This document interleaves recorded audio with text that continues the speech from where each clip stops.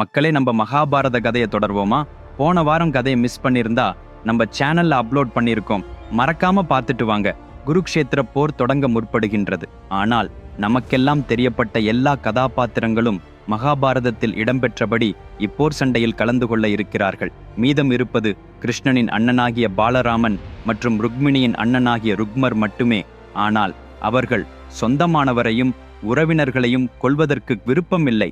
எனவே குருக்ஷேத்திர போரில் நாங்கள் இணைவதில்லை என்று தெளிவாக கூறிவிட்டார்கள். முழு மக்களும் பேரரசர்களும் யாராவது பாண்டவர்கள் தரப்பிலாவதோ அல்லது கௌரவர்கள் தரப்பிலாவதோ போர் செய்வதாகவே முடிவு செய்திருந்தனர். ஒரே ஒரு உடுப்பி நாட்டு ராஜாவின் படை மட்டும் எந்த படையிலும் நேரடியாக போர் செய்யாமல் இரண்டு தரப்பினருக்கும் ஆதரவு தருவதாக இருந்தது. எப்படியென்றால், இந்த இரண்டு படைகளும் போராடிக் கொண்டிருக்கும் காலத்தில் உணவு தண்ணீர் கொடுக்கும் பணியை உடுப்பி ராஜாவின் படை ஏற்றுக்கொண்டது. நீண்ட நாட்களாக எதிர்பார்த்திருந்த அந்த சிறப்பு தருணம் வந்தது. அதுவே குருக்ஷேத்திர போர் நடக்கும் முதல் நாள். விடியலை அடைந்தது. அங்கே கௌரவர்கள் 11 அக்ஷௌஹிணி படையுடன் தயாராக, இங்கே பாண்டவர்கள் 7 அக்ஷௌஹிணி படையுடன் காத்திருக்கிறார்கள். அங்கே கௌரவர் தரப்பில் ரதங்களில் துரியோதனன், பீஷ்மர், கர்ணன், துரோணாச்சாரியர், கிருபாச்சாரியர், சல்யர் இவ்வாச்சாரியர்களும் எல்லோரும் நிற்க, இங்கே பாண்டவர் தரப்பில் தர்மராஜன், திருஷ்டத்யும்னன், பீமன், நகுலன், சகதேவன் என்பவர்கள் மற்றும் லாஸ்ட் பட் நாட் லீஸ்ட் என அழைக்கப்படும் வெள்ளை நிற 5 குதிரைகளால் இழுக்கும் ரதத்தில் காந்திவத்தை அழுத்தமாக பிடித்து நிற்கிற அர்ஜுனன், அந்த ரதத்திற்கு பின்புலமாக சாரதியாக ஆக இருப்பவர் ஸ்ரீகிருஷ்ணன். அவ்வேளை பீமன், அண்ணா, என்னால் அடங்கிக் கொண்டிருக்க முடியவில்லை. இன்னும் எவ்வளவு நேரம் காத்திருக்கிறது? ரணமேளத்தை முழிக்கச் செய்யுங்கள் என்று தர்மராஜரிடம் சொன்னான். அதை கேட்டு தர்மராஜன் உடனே தனது ரதத்திலிருந்து இறங்கி தனியாகவே கௌரவர் படையை நோக்கி நடந்து கொண்டிருந்தார். அதை கண்ட அர்ஜுனன் கிருஷ்ணனிடம், கிருஷ்ணா, இதென்ன? தர்மன் அண்ணா உடனே ஒற்றையாளாக கௌரவர் படையை நோக்கி செல்கிறார். சற்று கவனியுங்கள் அண்ணா. கொல்லப்பட்டால் இனி எங்கள் வழியில் ராஜா இருக்க முடியாது. அப்படியாகிறது என்றால் போர் தானாகவே முடிந்துவிடும். துரியோதனன் வென்றதாகிவிடும். அவர்கள் அண்ணாவை எதேச்சையாக ஏதும் செய்துவிட்டால் என்ன ஆவது? அவரை தடுத்து நிறுத்து என்று அவசரமாகச் சொன்னான். உடனே கிருஷ்ணன் சிறிய நகைச்சுவையுடன், அர்ஜுனா, கவலைப்படாதே. தர்மராஜனுக்கு எல்லாவற்றும் நன்றாக தெரியும். எப்போது என்ன செய்ய வேண்டும் என்று அவனுக்கே தெரியும். நாம் அவனுக்கு பேணி சொல்ல வேண்டிய அவசியம் இல்லை. அவனை நாம் தான் பாதுகாக்க வேண்டும் என்கிற அவசியமும் இல்லை. நாம் அவனை பின்தொடர்வோம் என்கிறார். அதனால் கிருஷ்ணனும் பாண்டவர்கள் எல்லோருமே தர்மராஜனுடன் சேர்ந்து கௌரவர் படையை நோக்கி சென்றனர்.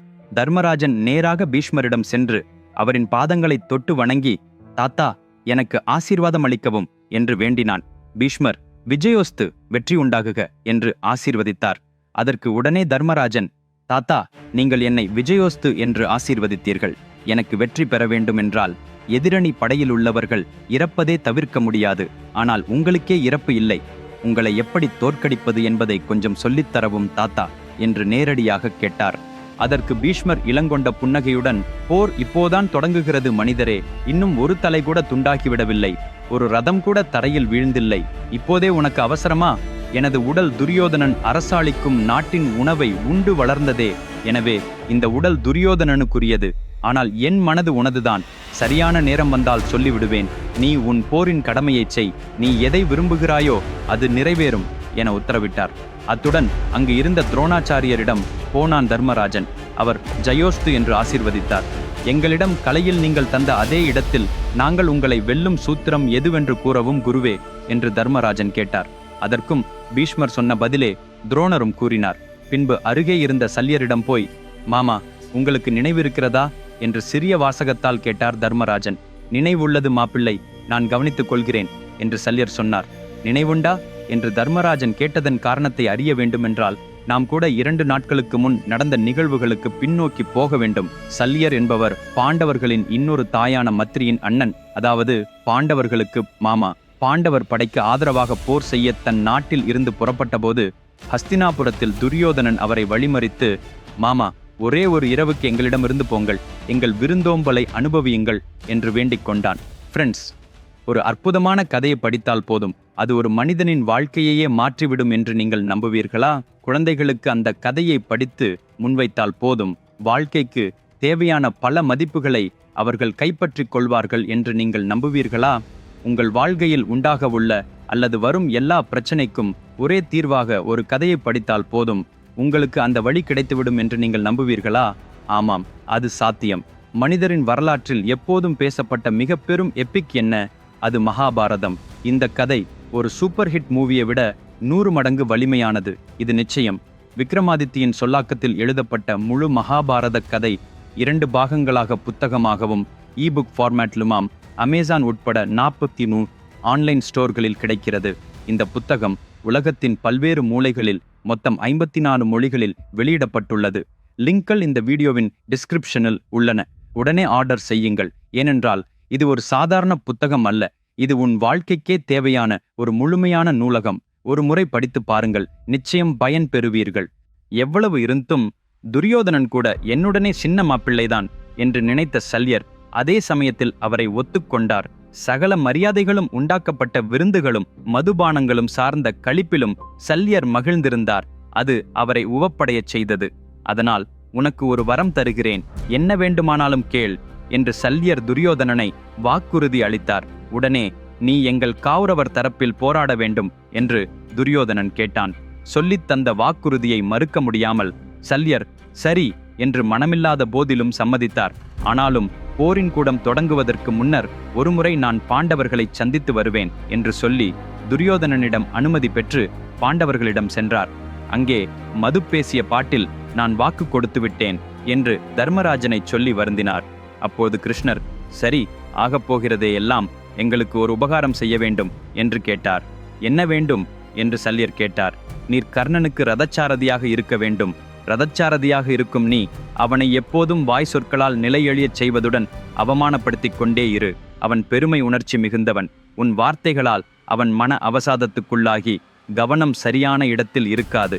அதால் போர் நிலை கடுமையில் சிதறும். அது போதும், மீதமெல்லாம் நாங்கள் பார்த்து கொள்கிறோம் என்று கிருஷ்ணர் கூறினார். இதுதான் நடந்தது. பாண்டவர்கள் எல்லோரிடமும் ஆசீர்வாதங்களை பெற்றுவிட்டு அவர்களின் படையை நோக்கி வந்தடைந்தார்கள். இப்போது குருக்ஷேத்திர பெரிய போர் இன்னும் சில நிமிடங்களில் தொடங்கப் போகிறது. உலகின் 4 மூலையிலிருந்தும் வந்து பாண்டவர் படையிலும் கௌரவர் படையிலும் சேர்ந்திருக்கும் வீரர்கள் அனைவருமே குருக்ஷேத்திர கடுமை போருக்கு தயாராக இருந்தனர். அர்ஜுனன் தன் ரதத்தில் உட்கார்ந்திருந்தான்.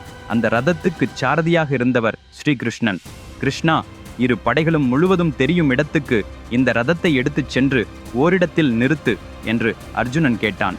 உடனே கிருஷ்ணன் ரதத்தை இரு தரப்புகளும் பரவலாக தெளிவாக தெரியுமாறு ஒரு இடத்தில் நிறுத்தினார். அர்ஜுனன் தன் கையில் உள்ள காந்தீவத்தை பிடித்தபடி ஒருமுறை 2 படைகளையும் ஆராய்ந்து பார்த்தான். அவனுக்கு எதிராக எவர் சத்ரு என ஏதும் தெரியவில்லை. எப்புறமும் உறவுகள், ஒரே குடும்பத்தின் பங்கு வகிப்பவர்கள், ஒரே உறவுகள், தாத்தா மாமா, ஒரே அண்ணன் தம்பிகள், நிறைய கல்வியை புத்திசாலித்தனமாக கற்றுக் கொடுத்த குருமார்கள், பாட்டன்கள், மாமர்கள், ஆயிரக்கணக்கான படை வீரர்கள், பல விலங்குகள், குதிரைகள், யானைகள், இவற்றை மட்டுமே காண்பதாயிருந்தது. ஒரே நேரத்தில் அர்ஜுனனின் கண்களில் நீர் உருவானது. அவன் கையில் இருந்த காந்தீபம் கீழே சாய்ந்து விட்டது. நேராக நின்றிருந்த அர்ஜுனன் ரதத்தின் அடியில் தனது மடிகளில் விழுந்து அழத் தொடங்கினான். அதை பார்த்த கிருஷ்ணன் ஆச்சரியப்பட்டார். அர்ஜுனா, இது என்ன? இந்த நேரத்தில் நீ ஏன் இப்படி கலக்கமடைகிறாய்? சொல் அர்ஜுனா, என்ன ஆனது என்று கேட்டார். அர்ஜுனன், கிருஷ்ணா, நான் ஏன் இந்த போரில் இறங்கியிருக்கிறேன் என்று எனக்கே புரியவில்லை. அரசை கைப்பற்றுவதற்காகவா? படைக்கலன்களை அனுபவிப்பதற்காகவா? அந்த படைக்கலன்களே என் தொடர்புகள் அனைத்தையும் என் அண்ணன் தம்பிகள், பாட்டன்கள், குருக்கள் அவர்களின் இரத்தம் சிந்தினால் தான் கிட்டும். அப்படி எடுத்துக்கொண்டால் அத்தகைய வெற்றியே வேண்டாம் என நினைக்கிறேன். எனக்கு பெரிதாக வேறு ஏதும் ஆசையோ ஏக்கம் அல்ல. சாவே வந்து இன்றே என்னை எடுத்து போகட்டும். இன்றே இந்த அரசை வெல்வதற்காக வருகிற காரியம் எனக்கு வேண்டாம். அதனால் என் உள்ளம் என்ன சொல்கிறது என்பதை நான் உனக்கு கூறிவிடுகிறேன். இந்த போரின் மூலம் என்ன பலன்? நமது உறவுகளையெல்லாம் இழந்து விடுகிறோம். இரு ராஜ்ய படைகளில் இருப்பவர்கள் பலர் இறந்து விடும்பொழுது அவர்களின் குடும்பங்கள் வீதியில் வந்து திணறி விடுகின்றன. பெண்கள் எல்லாம் கவலைக்கிடமாகி போய்விடுகின்றார்கள். நல்லாட்சி என்னும் முறையும் சீர்குலைந்து போய்விடும். இதைவிட இந்த எல்லாவற்றையும் விட்டுவிட்டு ஒரு சந்நியாசியாகி பிச்சையெடுத்து வாழ்வதே மேலானதாக இருக்குமென எனக்கு தோன்றுகிறது கிருஷ்ணா. இப்போதும் துரியோதனன் வந்து என்னை கொல்வதற்கான நிலை வந்தால் கூட நான் ஆயுதம் எடுத்து போராட மாட்டேன். அச்சத்தோடு இல்லை, உறுதியோடு இல்லை. ஆயுதமின்றி அவனுக்கு முன் நிற்கிறேன். அவன் என் தலை விரித்து அறுத்துவிட்டால் கூட பரவாயில்லை. அடுத்ததாக என்னுடைய உறவுகளின் மரணத்தை பார்க்கும் துன்பத்தை விட துரியோதனன் கையாலேயே இறப்பது எனக்கு சுகமாய் அளிக்கிறது. என்றைக்கும் இல்லாத சந்தேகங்கள் இப்போது வருகிறது. இந்த போரால் யாருக்கு நன்மை? இந்த இரத்த பாசத்தால் என்ன பயன்? மானுட வாழ்வின் பொருள் என்ன? எந்த அர்த்தமுமில்லை என எனக்கு பட்டதாக இருக்கிறது. அதனால்தான் நான் என் போரையை நிச்சயமாக விட்டு தேசத்தை விட்டுவிட்டு சந்நியாசத்துக்குள் இரண்டரப் போய்விடுகிறேன் என்று மிகுந்த வலி கலந்த மனத்துடன் கிருஷ்ணனிடம் கூறினான். அவனை உடனே கிருஷ்ணன், அர்ஜுனா, இது என்ன பேச்சு?